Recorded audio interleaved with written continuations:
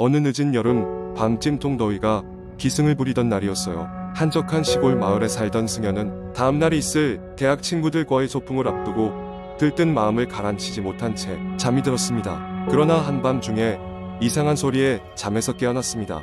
창문 너머에서 누군가가 부르는 것 같은 희미한 목소리가 들려왔어요. 처음에는 바람 소리가 창틀을 울리는 것이라 생각하며 다시 잠을 청했지만 그 목소리의 주인은 승현아, 나와서 놀자. 나는 또렷한 한마디를 남기며 점점 더 승현의 신경을 자극했습니다. 잠이 덜 깬 상태에서 무슨 일인가 싶어 창문가로 다가간 승현은 숲의 가장자리에 서 있는 한 소녀의 모습을 보았습니다.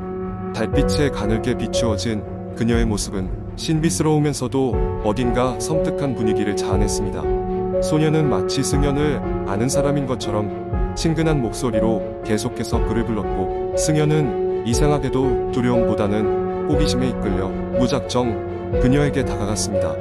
시골 마을이라 길거리에는 별다른 가로등도 없어 달빛만이 희미하게 길을 비추고 있었습니다. 승현이 소녀에게 다가가자 그녀는 한치의 미소도 짓지 않은 채 말없이 숲속 더 깊은 곳으로 따라오라는 듯 몸을 돌려 사라졌습니다. 승현은 마치 무언가 홀린 듯 소녀를 따라 숲속으로 발걸음을 옮겼습니다. 숲속은 깊고 무성한 나무들 때문에 더욱 어둡더군요. 그럼에도 불구하고 소녀의 실루엣은 어째서인지 뚜렷하게 보였습니다. 얼마쯤 걸었을까요? 갑자기 숲속에서 낮게 흐느끼는 소리가 들리기 시작했습니다.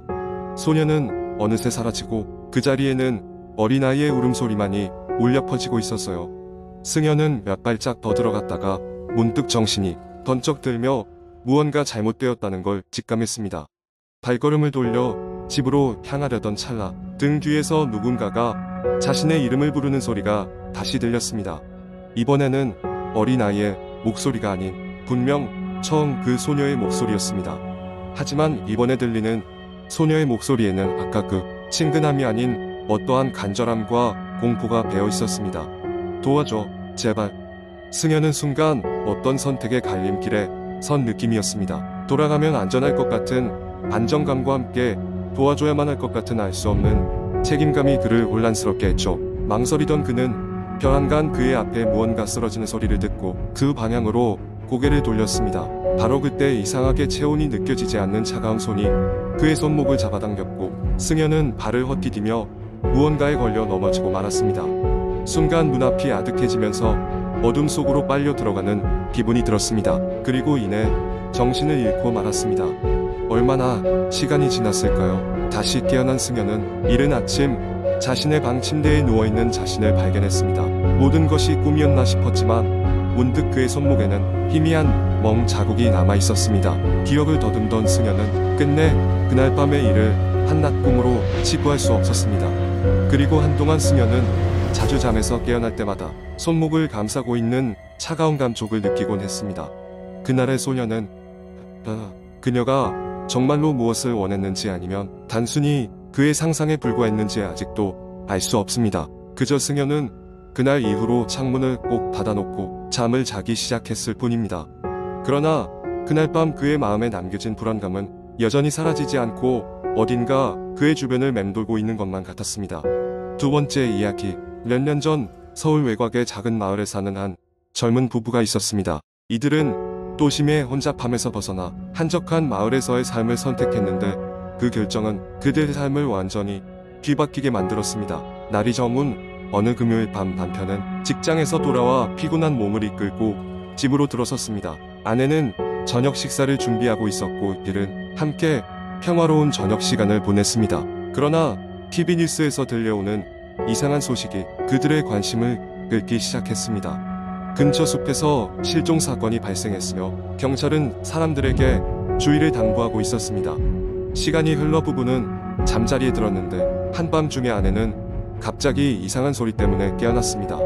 창밖에서 들려오는 낯선 소리는 마치 누군가가 집 주위를 서성이는 듯 했습니다. 그녀는 남편을 흔들어 깨웠고 둘은 조심스럽게 창문 너머를 내다보았습니다. 그러나 어두운 밤속에서는 아무것도 보이지 않았습니다. 바람 소리일 거라 생각하고 다시 잠을 청했습니다. 다음날 아침 남편은 오전에 장을 보러 마을로 나갔습니다.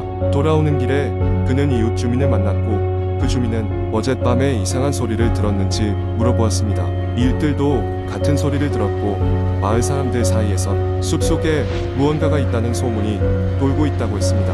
남편은 조금 불안해졌지만 깊이 신경 쓰지 않기로 했습니다. 며칠 후 비가 오는 날 밤이었습니다. 부부는 다시 한번 기묘한 소리 때문에 잠에서 깼습니다. 이번에는 집 뒤쪽에서 쿵쿵거리는 소리와 함께 누군가의 발자국 소리가 더 분명하게 들렸습니다.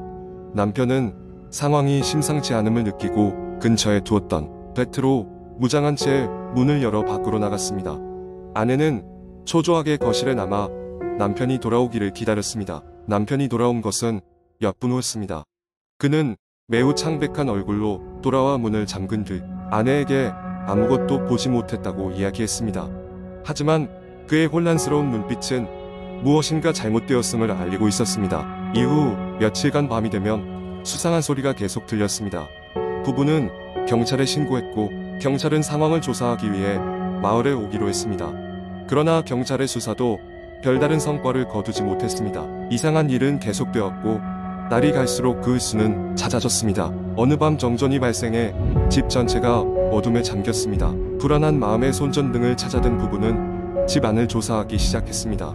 그때 문득 거실에 설치된 CCTV 화면에 무언가가 찍혀 있는 것을 발견했습니다. 그것은 사람이었고 집 주변을 서성이는 모습이 뚜렷하게 보였습니다.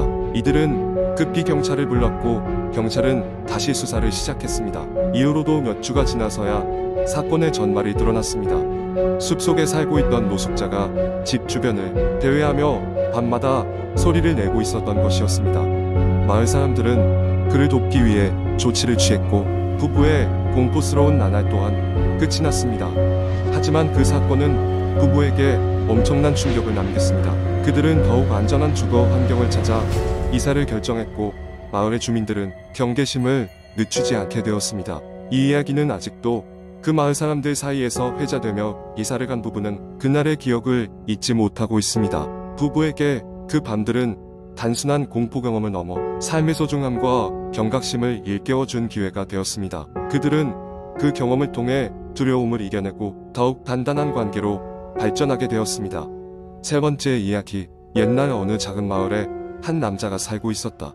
그는 평범한 소시민으로 아침에 일어나 회사에 출근하고 저녁이 되면 집으로 돌아오는 일상적인 삶을 살고 있었다. 그러나 그의 삶은 어느 날부터 조금씩 어긋나기 시작했다.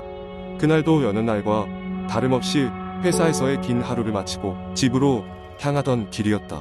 지하철을 타고 귀가하던 중 그는 우연히 그날따라 특별히 붐비는 칸에서 자리를 잡을 수 있었다. 그러나 이상하게도 그의 맞은편 좌석에는 아무도 앉아있지 않았다. 지하철이 여러 역을 지나고 사람이 더 들어차면서도 그 좌석은 비어있었다.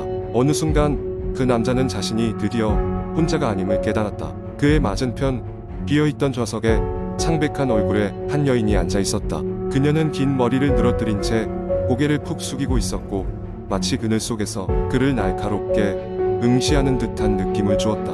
그녀를 본 순간 남자는 왠지 모를 소름에 휩싸여 시선을 피하려 했지만 그럴수록 그녀의 존재가 머릿속에서 지워지지 않았다. 그날 이후 매일 밤마다 그 여인은 그의 꿈에 나타나기 시작했다. 꿈속에서 그녀는 항상 무언가 할 말을 잃은 듯한 모습이었지만 두 눈은 깊고 검게 타들어가며 그를 끝없이 따라왔다. 꿈과 현실의 경계가 흐려지면서 남자는 불면의 밤과 불안의 나날을 보내게 되었다. 자연스럽게 그의 일상도 영향을 받기 시작했다. 일에 집중할 수 없었고 동료들과의 관계도 서서히 소원해졌다. 가족과 친구들도 도와주려 했지만 그는 아무런 위로도 느낄 수 없었다. 그는 단 하나의 해결책, 자신을 괴롭히는 이 현상의 원인을 찾아내야만 했다.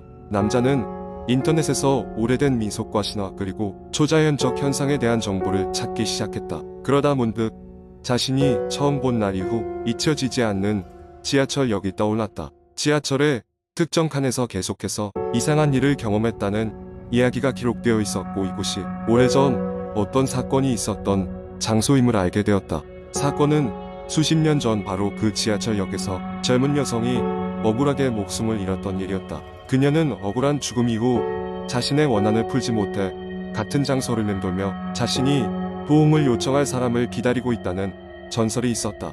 남자는 자신이 바로 그 여인이 기다리던 사람일지도 모른다는 생각에 사로잡혔다. 스스로도 이해할 수 없었지만 그는 그녀의 억울함을 풀어주어야 한다고 결심했다. 결국 그는 그녀의 사연을 조사하기 시작했고 가족의 도움을 받아 사건의 진상을 찾아 나섰다. 여러 날, 여러 달에 지칠 줄 모르는 연구 끝에 그는 드디어 그녀의 결백을 증명할 만한 자료를 손에 넣었다. 여인의 억울함이 세상에 드러나고 그녀의 영혼이 위로를 받게 되었을 때 남자는 기이하게도 더 이상 그 꿈을 꾸지 않게 되었다. 그리고 어느 날 퇴근길 지하철에서 문득 맞은편 좌석을 바라보았을 때 그곳에는 아무도 없었고 이상하리만치 평온했다. 하지만 어딘가 모르게 그녀가 미소 짓고 있을 것만 같은 기분이 들었다. 그 느낌을 마지막으로 남자는 그동안의 일이 단순한 우연이 아니라는 것을 깨달았다. 이로써 그 여인의 이야기는 끝났지만 그녀를 기억하는 한 그녀는 영원히 그와 함께 할 것이었다. 하지만 그 이후로 남자는 다시는 밤길을 걸을 때 두려움을 피할 수 없었다. 말할 수 없는 어떤 존재와의 만남이 다시 그의 삶 속에 찾아올지도 모른다는 막연한 공포가 여전히 그를 따라다녔다. 어떤 밤에는 그의 꿈에 또 다른 영혼이 나타나는 듯한 느낌이 들기도 했다.